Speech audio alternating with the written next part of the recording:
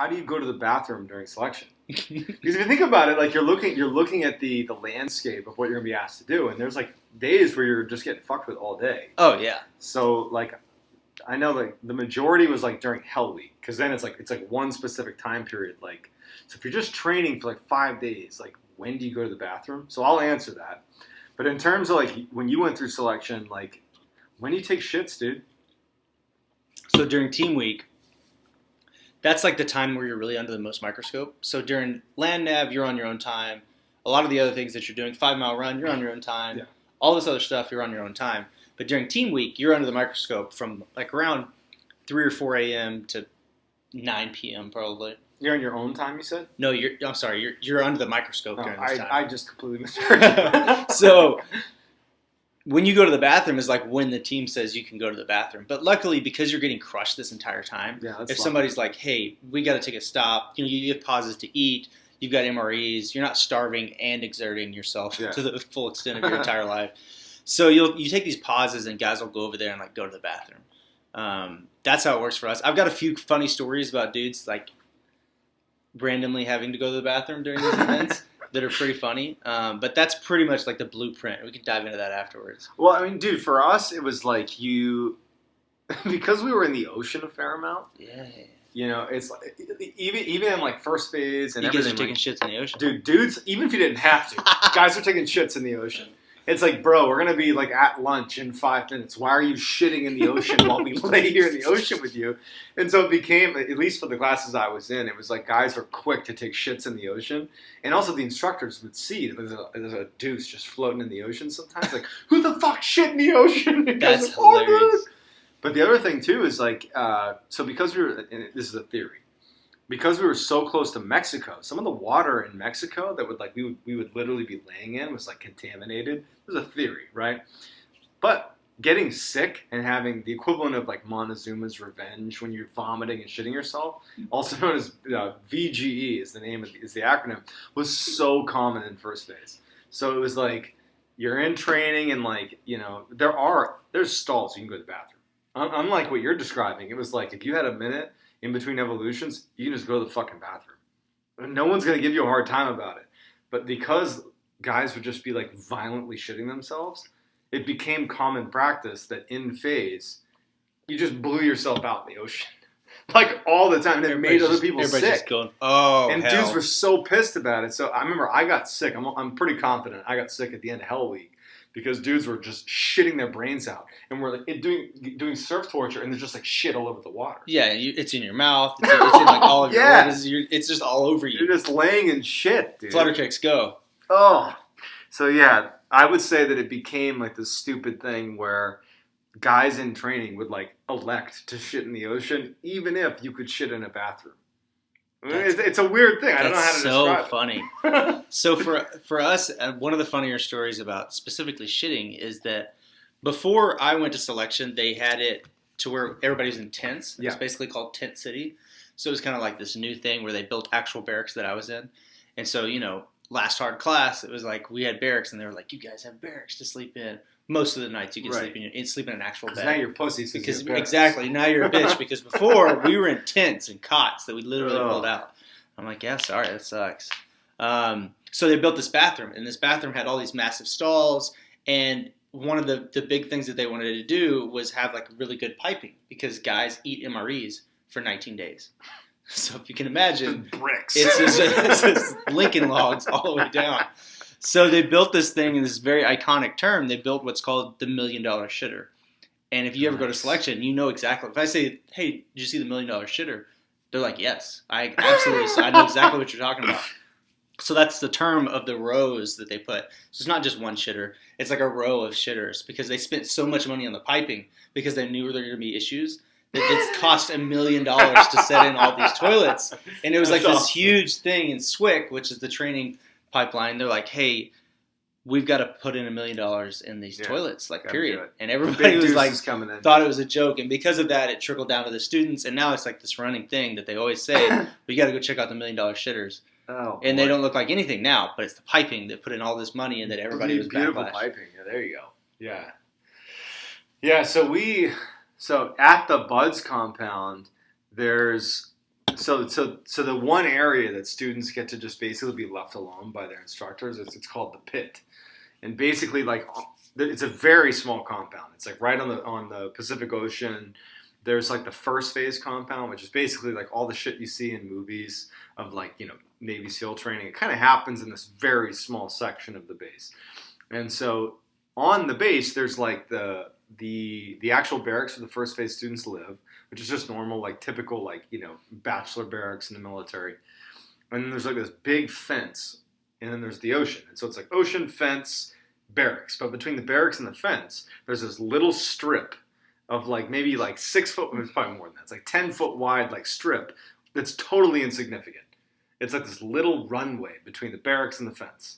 But it's called the pit. I don't know why it's called the pit, but it's called the pit. And that's where the students go. And it's like this sacred area where no one talks about it. You don't get told by instructors like, hey, that's your one area you can like be left alone. But like at the end of evolutions, if you're doing a timed run and you're done early or whatever it is, if there's any little break in the day, everybody's clamoring to go to the pit. Because it's like the one place where instructors basically don't go. Because during the day, like, you're kind of always on edge because there could be a second phase instructor, third phase, whoever that's going to fuck with you. And so you're always exposed. But if you go in the pit, you're safe. And there's a bathroom in the pit. And so there's a bathroom kind of on the edge of the pit. But there's one shitter. And it just gets destroyed. Yes, so, never works.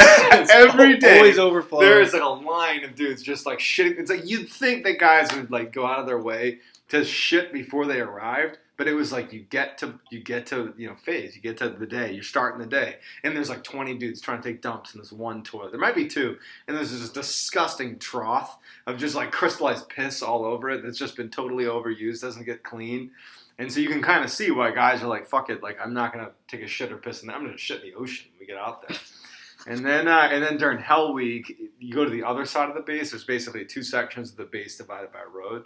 And so there's like the main side where like everything happens in training. And then there's this like satellite base where you're kind of only over there here and there. But during Hell Week, you go over there for the famous Evolution Steel Pier, where there's just a place you can jump in the ocean and just get fucked with over there. Either way. But there's Porta-Johns over there also that just get annihilated during Hell Week. And so it's like, once again, you go into one of those stalls like during one of your precious little times during Hell Week, and it's just so fucking foul that you're like, I would rather shit in the ocean. So pretty much that ends up being shitting in the ocean is the primary. That's hilarious. So in the Army in general, to be honest, you shit in the woods a lot. You're in the woods Makes often. sense. You're in like that's where you survive. That's where everything's at. So you're shitting all the time. So by selection's still pretty early in like your Army phase, but when it's time to shit, it's like, okay, yep, they're over there. You've got your wet naps. You've got your toilet paper that's in your MRE. You're gonna just go shit in the woods, like, period. Yeah. We'll pause for you, but you need to start getting accustomed to doing that because all through the course, in every phase that you go, literally every phase that you go to, you're in a patrol base. And in that patrol base, you're going to build a slit trench. And in that slit trench... A what?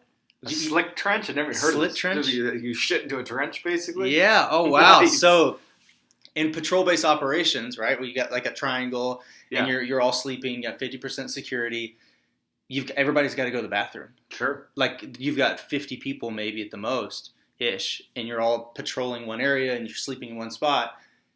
All these people have to pee and they've got to shit. You can't have dudes just shitting everywhere. It's just bad. You can't do it. You can't. Bad business. Bad business. That's terrible hygiene. Some medic's going to freak out. So you build this thing called a slit trench. Okay. And that's like, they get pretty elaborate. They get pretty serious. So during all these phases of training, it's typically the deltas that do it later because they're the medics. But early on, you don't know who that is. So even in selection, when it's like you're going to go shit in the woods, you always have your little e-tool with you because that's part of your rucksack. And that's the little shovel that you have. So you have to go dig a hole, shit in that hole, cover it up correctly like a proper soldier, not just a shit bag. No, and then that's how it's done. And that's how it's done in every phase. So these slit trenches become like works of art where guys build a moat around it, and then like it's very deep. And then when you get up and you leave, you put all the dirt back on top of it, you clean it out. Yeah. So it's like nobody saw that we were here-ish as much as we can. But that's like a super common term, and you get introduced to that really in basic training. In basic No training, kidding. they start to talk to you about slit trenches, and you're in patrol bases, so you have to do it. Now, they're not good in basic training because you're not good at anything. No. But once you get past it, and you're in like the SUT phase, you're out in the woods for weeks, so you're shitting all over the place. Yeah. But you're doing it properly, Yeah. like a good little soldier. Dude, that's hilarious. Yeah, so it sounds like there's lots of just shitting in the field. Oh, it's rampant, but it's got to be like you would probably fail SUT if you shit in the woods without doing it correctly, for sure. Would they find your shit? If somebody was like, this guy was shitting up against a tree and he didn't do it correctly when they graded in the field patrols, yeah, right? Like it's like a mock deployment. Everything's under the microscope that you're doing, even the shitting portion. No kidding. Because you know what? If we're in a denied restricted area and we come up and you see a bunch of shit, well, guess what? There's a bunch of soldiers here. Period. No kidding. It's true. That totally gives you away. So it's like if you did that, you would be screwed. And they look at the deltas later in the phases, like Robin Sage, like when you're like about to graduate, and they're like, this stupid slit trench is not good. Like, what happens when it does this? And they start to look at it in Afghanistan. They'll look at it. Where's the water? Is the water running down? Is this running down into the water? Is it not? It's like a whole thing for these medics. That's intense, dude. It's pretty funny. The most like practical training we receive for like how to shit in the field is we do a little training out in Nevada, just like mountain training. It probably pales in comparison to the mountain training you guys get. But so we get a little mountain training, and one of the things is like you don't want to give up that you've been living in a particular area. And so one of the big things is you don't want to shit in an area where if someone finds your shit, it looks like human shit. I'm sorry, but it looks like human shit, and it's like humans are here. Yeah. And so we used to, I remember, like, it's funny, like, so they teach you, like, you shit into bags. And so I remember they gave us, like, plastic, they didn't give us, they said, go buy, like, plastic snack bags and shit into these bags. Nobody did it in training, right? Like, we got it. You're like, yeah, we're not. That's what we'll do. Oh, yeah, we'll shit into bags, all right. Everybody's doing that. So there was this one dude in my platoon who was like super like legit. He's like, he does everything by the rules. Yeah. And I remember I saw him one morning like shitting into this bag, and I was like, you idiot! Gotcha. But yeah, they were like shitting in bags. Nobody did it except this one guy. We made fun of him relentlessly for shitting into his plastic bag, but it's like what we were trained to do. We just didn't do it. That's epic. Yeah, so shitting, yeah, I feel like if you're going to selection for anything, like you gotta accept that like you're not gonna be, oh hey, let's take a break, go use the potty. Not gonna happen. Yeah, you just don't gonna do that. And here's the thing about peeing, I didn't find myself in selection having to pause to urinate a lot because you're flushing everything out your pores when you're sweating so much. Like you just don't have to pee that often, and I'm crushing water. I'm just like quarts are going down during team week. But I'm not urinating very often because it's all coming out. Yeah. Like everything's coming out. Yeah. But there's times to, just so everybody's clear, there's times to pee. You're never in a position where you're going to die or like have to pee down your leg. I don't think anybody really had to do that. Yeah, I think that like at least in Buds, it became another cultural thing. This is not out of need, but more out of like that's just the way we do things, right? Like there were like you just said, there were opportunities to piss. Like you're not going to be like I can't pee all day. You're given opportunities to either go to the pit and take a piss there, or even just like turn around and piss in the sand or something. Like there's plenty of opportunities for that. But it became a thing where even if you weren't experiencing this, people did it anyways, which is like during Hell Week, you're so cold so often that guys wanted you to pee on them, and regularly you would be stacked called nut to butt, where you'd like sit against each other, waiting for the next evolution or whatever it is, and you're literally up against somebody else's back. Someone's against your back. And it became a thing where in the middle of Hell Week, when shit's just gone fucking haywire. No way. Oh, yeah. Is this where you're about to go? Swear to God. It was, dude. I've never heard this. Commonplace. This is epic. It was like, dudes would be like, can you please pee on my back? No shit. Swear to God, it was like, if you had to pee, you were doing a guy a favor by pissing on him. That's incredible. Because it's like, oh, it feels so good. Yeah, you're freezing. You're freezing because water changes everything. Totally. Yeah. And so, like, during Hell Week, it was not even a jokey thing. It was like, oh, thanks, Zach, for pissing on me because I was so cold. That's incredible. You warmed me up. Yeah. That's incredible. So Hell Week gets fucking nuts with pissing, but the rest of the time it's pretty normal. I've never heard that. That's intense. Yeah. Oh yeah. And it was not even, people didn't even look at it as like this funny thing. It was a kind gesture. Oh, it's incredibly warm. Oh, you pee on my back? Yeah. Thank you. Thanks for pissing on me. Oh, man. All right, so we crushed the bathroom. Yeah, I think you're good. All right. So the other two I don't think we got into like what we're going to cover, but either way. So the other, is it still perfect? All right. So the other two topics are, so gaming. So there was one question, somebody asked me about my gaming prowess. And so even though no one said like, hey, can Zack and John detail gaming? I just thought that because you and I had texted back and forth at one point about playing some of the same games, that we can just fucking dive into some gaming shit. No, absolutely. Let's hit it. And then the last one is going to be, I have a straight up fucking nuts story about my extraterrestrial experience when I was 16, but we'll get into that. So, dude, so with gaming, what systems did you use? So I was pretty big into gaming as a young kid. Not like competitive, but I would spend a lot of time gaming. Nintendo. I remember we played, was it Pong? I played Pong with a friend of mine. You played Pong on an Atari? You know what I'm talking about? Yeah, that's on old. Atari, dude. Yeah. Well, I'm an old guy. So we played Pong when I was like, I remember my friend getting an Atari. Like, no shit. Yeah, I remember I my friend. did too. I don't know how old I was. Super young. But I remember him getting an Atari and us playing it. So then I had every Nintendo. I had the original Nintendo. I had the Super Nintendo. I probably put most of my time in Super Nintendo and Nintendo 64. Yeah. And that's because when games started getting fun. Crushed all the Maddens, name every single one of them up until the last few years, probably since I joined the Army. Yeah. And GoldenEye, like any 007 N64 game. N64 GoldenEye with the golden gun. Shit's fucking unreal. I was just sniping people. So much fun. That's probably around the time frame where I got into it. Those games were pretty heavy for me. Like N64, I put a lot of time into it. Cruising USA, like I was putting in heavy hours. And then Final Fantasy came in for Super Nintendo. I crushed probably 3 or 4 of those in a row. I hope there are people listening that, one, played N64 at all, but two, when it comes to Final Fantasy, shit, there's new Final Fantasies now, but there's some OG Final Fantasies. Yeah, it was like Zelda. Like Zelda, dude. That's that's my childhood, dude. Yeah.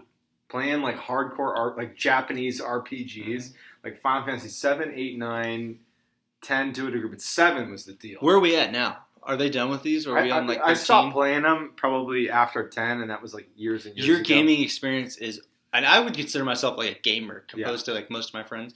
Your gaming experience is way more in depth than mine is. Well, so my gaming experience. So for those of you that don't know, so the story. So from a high level, when I was in college, I was world ranked at a particular game. But it was kind of, I call it by accident, because I would imagine that people that become ranked at real video games, right? You're talking Call of Duty, those, like, they're pretty aware that they're fucking dominating and they're ranked. Yeah. Like, it's not something you're clear. Like, oh, I didn't know that was happening, because there's millions of people playing it and they know what's happening.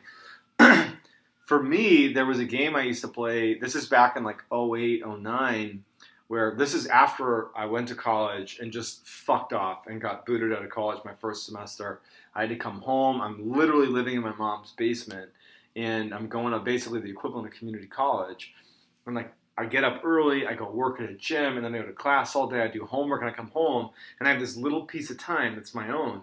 And I just got a PlayStation 3. Yes. And I used to skate like in real life, skateboarding in real life. Not enough to be. I saw your moves on that scooter. Yeah, I'm pretty good, dude. So like, I used to skateboard in real life, so I was pretty into it. And there was this game called Skate. It's basically like Tony Hawk's Pro Skater, which I don't know if our dudes are like probably 10 years removed from that. Probably. But either way, it's like it took Tony Hawk's Pro Skater, the skateboarding game, and basically stripped out like the easy button, and it became like really hard to do the tricks. Where instead of it being like hit square left and you can do the trick, it became this, you only use the left and right stick for pretty much everything. And there's tons of tricks, and it's like, it's this real specific, like, you got to move the stick left, right, up, down, whatever it is. And it was really easy to fuck with a stick and get random tricks. But it was hard to replicate the same trick over and over and over again. And so the online gameplay of this game was basically, it was like playing horse in basketball, but on like tricks on a skateboard. So it was like, if you could do a kickflip, which is the simplest trick you can do, you'd set the trick by doing a kickflip, and then your competitor has to like very carefully like use the right stick to like do the kickflip. It's easy to accidentally do some random other trick, which is cool as fuck, but it's not the same trick. So it became like the online gameplay of the skateboarding game was how consistent can you be at moving the joysticks in certain directions. And so I would come home from school. I'm not going to get into all the details, but I'd come home from school and I would throw in this game and I would just like mindlessly play it because it was a total like disassociation thing. For sure. My life fucking blows. Yeah. I'm going to some bullshit school. My buddies are in college, like at a real college. And I've just like fucked off. My family hates me. Some shitty job at a gym. Let's skate. And I would just throw and skate and I would just murder people. That's awesome. It got to the point where I'd join a game and you get 5 letters. So it would be like the game of horse for basketball, but for skateboarding, and you get 5 letters. Skate, S-K-A-T-E. And I would give them 4 letters. I would intentionally fail 4 times to give them 4 letters against me to make it fun for myself. And I would just do the easiest tricks over and over until they would quit. Because I'm so good at it, I could do the same tricks. It was like I was a savant. Ballpark at your peak, hours per week. Oh, dude. I'd throw a shit on at like 8 p.m. and go to bed at like 3 every night. But I never fucking lost. Yeah. And so at some point, I remember I'd load up my PlayStation 3 every night. It was a routine. Every fucking night I was on that thing, playing the game. And I'd load up my PlayStation and I'd open it up. And you're connected to the internet because it's the early days of like everybody's connected to the internet. Yeah. There's no platform that's not. People are getting in. Right. Yeah, everybody's got an account. You may not even be paying for the PlayStation Network yet. I don't even. It's close. But whatever it was like I would load up and I would like log in and I'd get this thing on the top right corner of my screen that just said like 5 notifications. And I totally disregarded it because I'm from the age of N64, Sony, like Super Mario. Like I'm not connected to the world. I'm just playing with some fucking game here, right? And I keep loading in, and then all of a sudden I start noticing like, wow, there's like 10,000 notifications. What is that? I just assumed it was like, you did this trick, and here's the company recognizing you did this trick. It turns out when I finally like explored my PlayStation, like and looked for like where are these notifications coming from, there's an inbox component to your PlayStation. It's basically like an email, right? And it was all these people on skate because there was millions of people playing this thing, basically talking shit to me because I was the world ranked #1. I had like thousands of messages from kids like, dude, you're not even that good. My brother played you last night. You were fucking horrible. I can't believe you won. Fuck you, man. And other kids that's like, my brother played you last night. He came so close to beating you. That's crazy, dude. You're so fucking good. And it's like EA Sports. Hey, Pedroia1, we're interested in you testing our game for next year because you're the world ranked #1 player. But it was like eons after they had been sent, so I missed the window to like actually capitalize on it. Yeah. And so there I was. I loaded up the leaderboard, not thinking anything of it. And sure enough, it's Pedroia1 because I follow the Red Sox. Dustin Pedroia is my player. And so Pedroia1 was sitting at the top of the leaderboard. Millions of people play it. And it's like, there I am, #1. Crushed it. Did nothing with it. But I was like, that's fucking awesome. But then every time I played after, I didn't even have a smartphone. So I think I took like literally a like disposable camera and snapshotted it. That's probably somewhere at my house. Pedroia1 That's a good #1. picture. That's a good picture. But yeah, so I was like hardcore, dude. I didn't do anything like that. I think the first game that I remember playing intuitively, like not by myself, obviously all these N64, even PS2, I don't think I was online playing. We were playing Madden like with my friends. Yeah. We'd come home after school or after practice and we'd play Madden forever. And I remember when PS3, what's the Guitar Hero came out? I would crush Guitar Hero. Yeah. And I think that's the first game I can remember off the top of my head playing with other people and like competing against them. Now I was nowhere near being ranked, but I got pretty nasty at it. I was super excited. Were you on like expert, like fucking? Yeah, I was on the 5-finger. When I got to the 5-finger expert, where you actually put in the additional finger, I was like, I got mad at myself at the end of this. I was like, damn it. They should have made this game to where it was a real guitar because I've put so much time into it. I could actually like not play it well, but I could actually play some songs if they made this. Now they have that product, but I'm not going to do it. But it was a lot of fun. I remember when I went to Afghanistan, and I'm sure you had the same thing. Like you just play video games. Mm-hmm. That's very common. Rock Band, crush it, dude. We went to the MWR, like all these companies just like send their shit overseas to soldiers and stuff. And so we got like a bunch of PlayStations and Guitar Hero and Rock Band. Yep. Literally, like I would just come home from an operation and just play Guitar Hero endlessly. It was so much fun. And so they pivoted to Rock Band, and it was actually different. So I wasn't very good at the Rock Band guitar from the Guitar Hero guitar, because they took my suggestion. They made it more realistic. Yeah. And then I was like, I don't know what I'm doing. But luckily we had some guys on my team that were actual musicians. Yeah. My captain was like really good at the guitar. He shipped his guitar, paid how much money, and they would rock out hard, and it was so much fun. It was a blast, actually. Yeah. No, I remember like there was one song in particular, Alabama Getaway was the name of the song. And it was like the opening, like, yeah, dude, I remember when I finally figured it out, it was like this sight to behold. Yep. Dudes would come in to like our like bullshit like lounge space, and I'd be like super awkward because like when you're playing it, you don't look cool. Playing the guitar. No, you look awkward as hell. And I remember I could play it not on like the top level, but like the one right below it, and it was like rapid fire, like up and down like the neck of the guitar. And this is the Rock Band version or the garage? This is Rock Band. Okay. And so like the worst thing was though when you play Rock Band and like you load up your guitar and it's not quite synced, and you're like, dude, it's not lining up with when I strum it. And you're like, dude, what's wrong with this shit, dude? You're trying to line it up, it doesn't work. But yeah, so I would say that was a big game. So like, what other games did you play?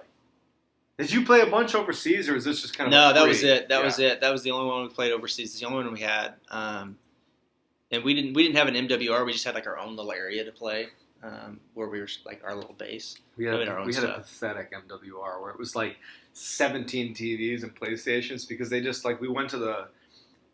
You were at Shank. Did you ever go to Shank? Yeah, that's Dalkey. Yeah. Okay, perfect. So at Shank in Afghanistan, there was like Shank that's the hub of all soft, pretty much. That's interesting. So that's in Logar. Yeah, I've been there.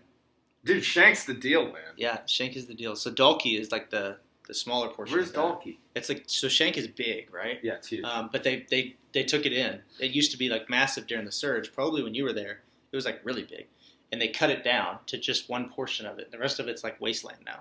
No it's like shit. out there flapping. They brought the end like the perimeter. They brought it in. And all those like Conexes and all that stuff that was out there is just still there, but it's not guarded. It's just open. And now that everything is soft related is on Dalkey, which is like the little hub of Shank. And so the rest of Shank that you probably know. I was there in 14 and 13. I would imagine that it was probably the same. So the part that you probably know, it was big. You could drive down the big road. It would take a while. Sure. All of that is like not guarded anymore. I would say probably 60% of Shank. Shank was like pretty. So for those listening, so Shank is this random base in Afghanistan in Logar province where pretty much it was like a special operations base. Yeah, I know it wasn't, but like anyone who was an operator probably went to Shank to get supplies, right? Yeah, it was. I think it was completely different from the time you were there and me. To be honest, when were you there? I was there 17. Okay, so a few years after we left. And that was Dalkey? Yeah. It's called Dalkey now, which was Shank. And you could still see where it used to be big. And like you see all the Connexes, the roads are still there. You're going in and out of them. It's just like you still see the all the buildings. I mean, like all the walls around it and stuff. But it's like the money dissipated. They just lifted up and everything's gone. And it's just like ghost buildings. Okay. And then we receded the wall back and made it just the Dalkey portion, which is like the furthest east portion of Shank. Weird. Yeah, so it would be really weird for you to see it now. Yeah, it would be really weird. Well, I remember when we left our site at Mohammed Agha, which is like 45 minutes from Shank. Have you been to Mohammed Agha? Mm-hmm. No kidding. Yeah, so we were there, and so they were like, okay, so once we leave, it's a bad spot, by the way. Yeah. Yeah, it's a shitty spot, and so like when we left, we knew that like the ALP, the Afghan local police, were gonna like basically be living there, and it was just weird to think that like the chew that I was living in, the little Connex box I was living in, was just going to be handed over to the Afghans. Just the idea of like this being open was just crazy to me. And so yeah, it was Mohammed Agha was where I was, and then Poli Alam. Poli Alam, Baraki Barak. Yeah. Okay. So same area, dude. Yeah. Fucking crazy place, huh? Yeah, it's really. You look around and it's just this beautiful mountain range. It's gorgeous. Afghanistan would be the most beautiful place in the world. Absolutely. Really, especially right in there where there's some water around there. It's like you're like, this is so beautiful, but like people just kill each other everywhere. It's crazy. But you drive through Baraki Barak, probably at least when I was there, you drive through Baraki Barak and there's like Taliban flags still you can find. like hanging, Weird. just like hanging. And this is 17, so that's where we grabbed a few.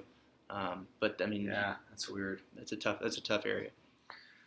So I don't know how we got on that. Yeah, but, weird stuff. So gaming we've covered. So we got one more topic. We're good. So the last one is there was actually two people that asked questions about this, which leads me to believe that there's some sort of like,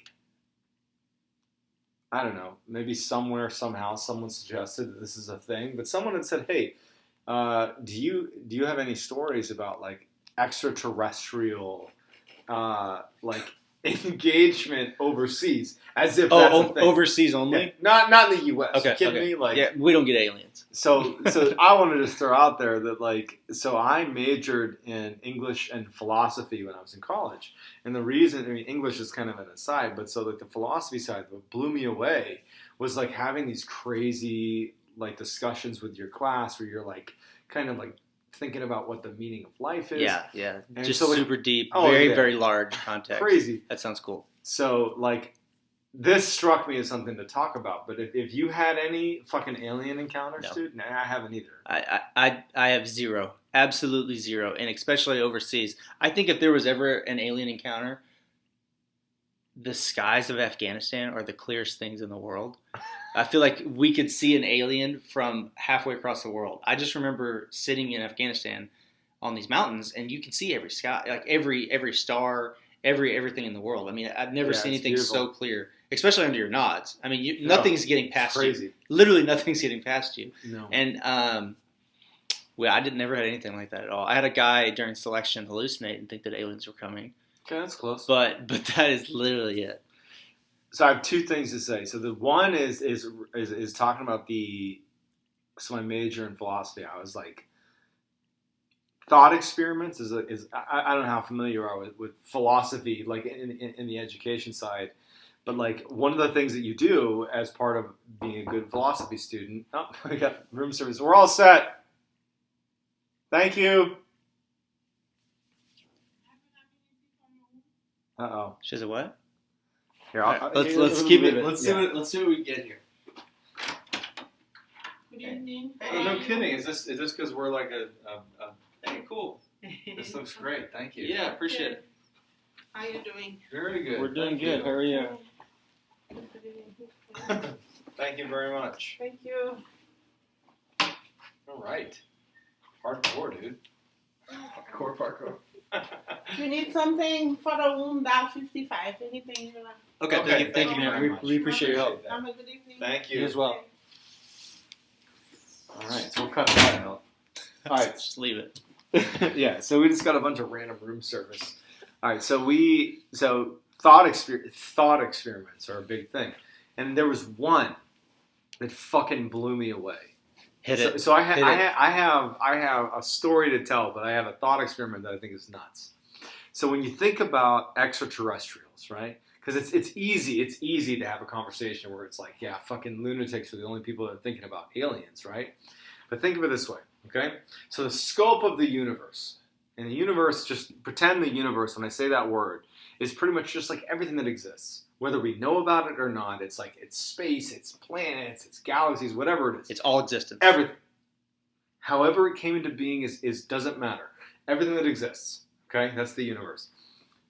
When human beings think about the universe, we as a species are totally egocentric. And the reason I say that is we think that human beings are the smartest motherfuckers on the planet.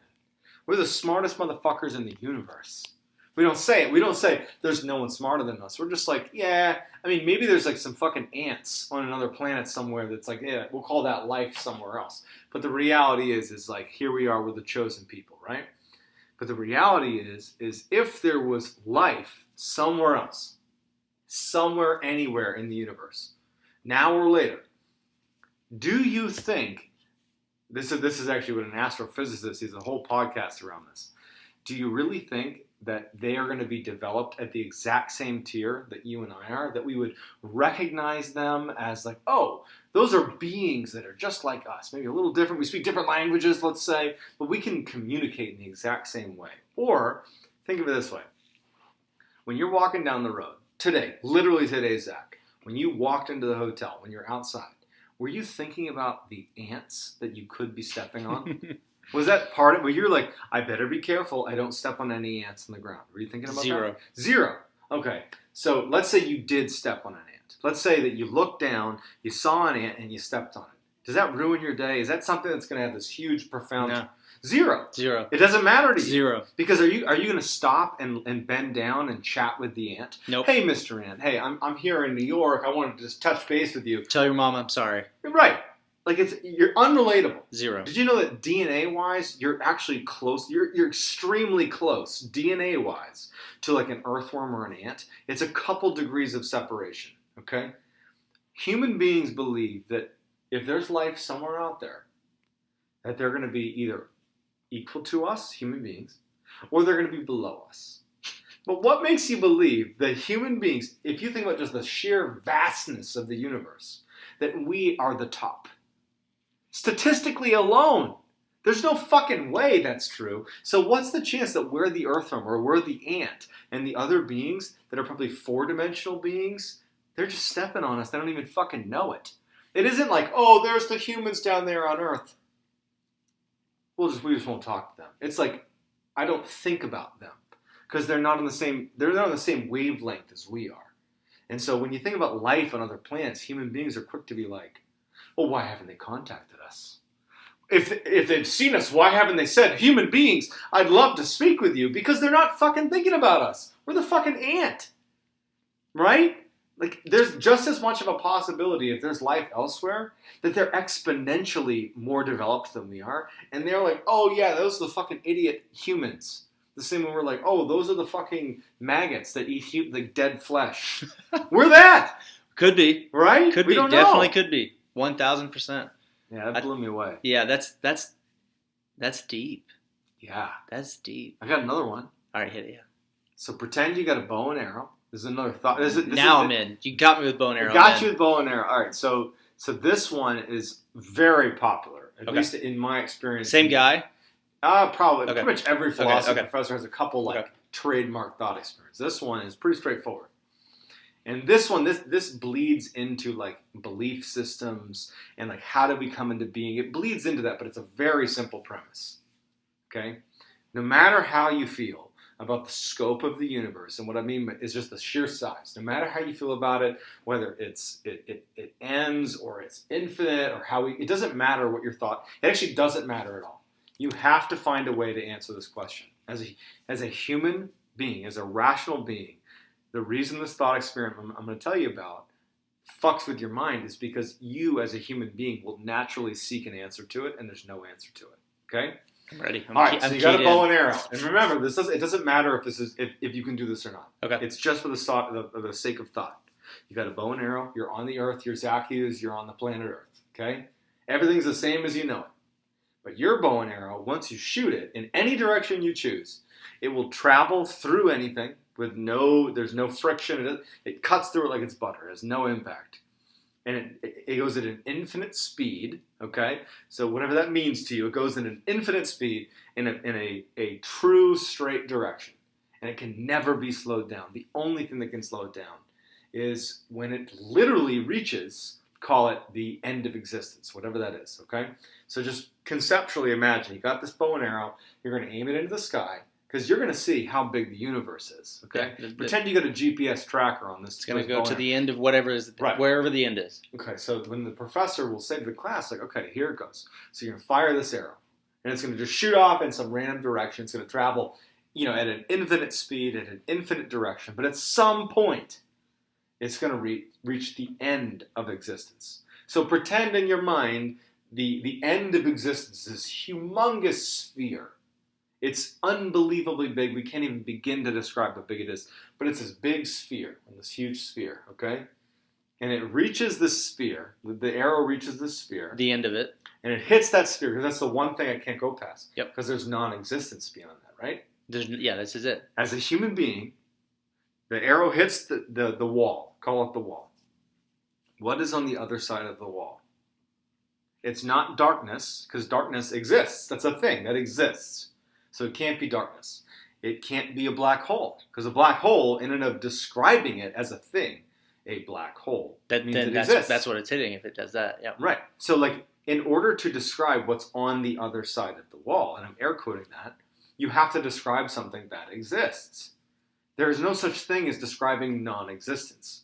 So as a human being, what you say is like, oh, easy fix. The universe is infinite. The arrow just goes on forever because the universe is infinite. That's the only solution. But the problem with the word infinite is a thing called string theory, where in order for anything to be infinite, let's just say there's an infinite number of galaxies in the universe, okay, which is huge, right?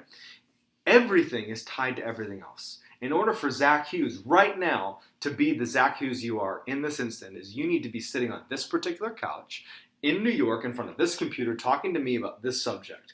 That creates the person you are right now. You're not in a vacuum, right? So that leads you to believe that in order for Zach Hughes to be replicated infinitely, you would need to have the same situation we have right now, but the couch is blue. That's a different Zach Hughes. A blue couch. Blue couch, just like we talked about.